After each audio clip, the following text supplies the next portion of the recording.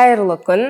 Кез келген курстың, немесе курспен шектелмей қояйық, өміріміздегі кез келген саланы алайықшы, жұмыс болсын, оқу болсын, үй шаруашылығы болсын, тиімділікті қалай арттыруға болады?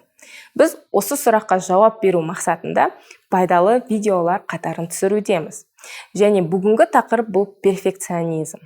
Дегенмен, бұл тақырыпқа көшпес бұрын, ең алдымен алғашқы 2 видеоны қорытындыласақ. Ең алдымен бірінші сабақта, бірінші видеода біз айттық. Курстан нәтиже алу үшін біздің мақсатымыз айқын болу керек. Тапсырма орындау барысында ол бізге бір әдетке айналып кету керек. Олдан біз ләззат алуымыз керек және арқамызға үлкен жүк асудың қажеті жоқ. Яғни мейлінше қалай тапсырманы орындай аламыз, соны дұрыс жоспарлай білуіміз керек. Екінші видеода біз айттық, жалпы прокрастинация дегеніміз не және соны жеңу жолдары. Яғни дедлайн болу керек, конкретика болу керек және бағалау жүйесі болу керек. Ал бүгінгі 3-ші видео бұл перфекционизм жайлы. Әрине біз осы сана орталығының аясында Инстаграмда да әртүрлі пайдалы ақпараттармен бөлісудеміз. Пост түрінде, текст түрінде, әртүрлі фото, видео ретінде. Және ең қызығы бізге көбіне жағдайда перфекционизм жақсы қасиет емес пе дейді. Әрине жақсы, бірақ белгілі бір дәрежеде. Перфекционизм деген не? Соған тоқталайықшы.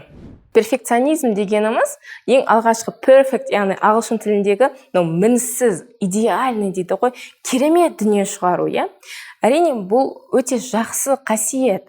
Дегенмен сіз мінсіз дүниені шығарамын деп, соның артынан қуу барысында сіз өмірмен сүруді ұмытып кетіп жатуыңыз мүмкін. Немесе белгілі бір затты аяғына дейін жетемін деп, мінсіздікке дейін жетемін дегенше басқа өміріңіздің саласын барлығы төмендеп құлдырап кетуі мүмкін.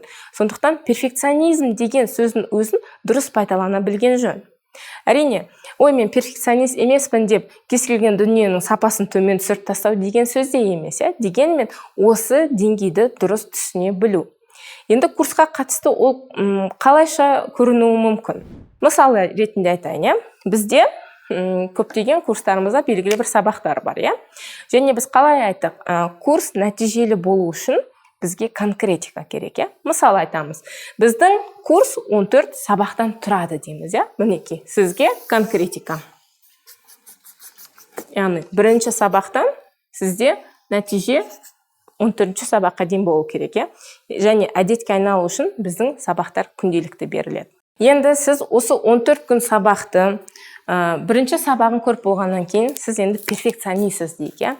Сіз бірінші сабақта берілген ақпаратпен тоймай, ары қарай оны зерттеп, қайсы қалай не болады екен, басқа курстар не деп айтуы мүмкін, басқа мамандар не деп айтуы мүмкін деп, осы бірінші сабақты зерттей бересіз. Яғни бірінші сабақта сіз оны бір мінсіз тапсырманы орындап, керемет нәтиже көрсеткіңіз келеді. Мысалы келтірейін. Мінекей, сіз бірінші сабақтасыз. Сіз алдыңызда бірінші сабақты зерттеп жатырсыз. 2 күн өтеді, 3 күн өтеді.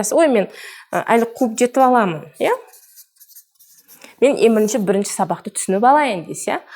Сіздің бірге бір топта оқып жатқан қатысушылар бірінші сабақты шамасы жеткенше, енді бір сапасыз қалай болса солай уақытын келгенше деп істей салмай, мейлінше қаншалықты шамасы жетеді, соған дейін орындайды да келесі тапсырмаға өтеді. Сіз әлі бірінші сабақтасыз. 3-ші тапсырманы орындайды. Яғни олар бір нәтиже көрсетуге қадамдар жасап жатыр. Ал сіз болсаңыз, бір жақта тұрып қалдыңыз. Енді сіз оларды қуып жетем деп 2-ші сабаққа енді көше бастаған кезде барлығы басқа тақырып қозғап жатыр. Мына жақта курстың мысалы аяғына дейін де жетіп қалуы мүмкін. Сондықтан перфекционизм деген сөзді дұрыс түсіне білген жөн. Яғни былай тереңдікке емес, көлденеңнен бірден бастап 14-ке дейін нәтижеге жету мақсатында сіз курстан көп пайда алатын боласыз. Сондықтан осы нәрсені де ұмытпағаныңыз жөн.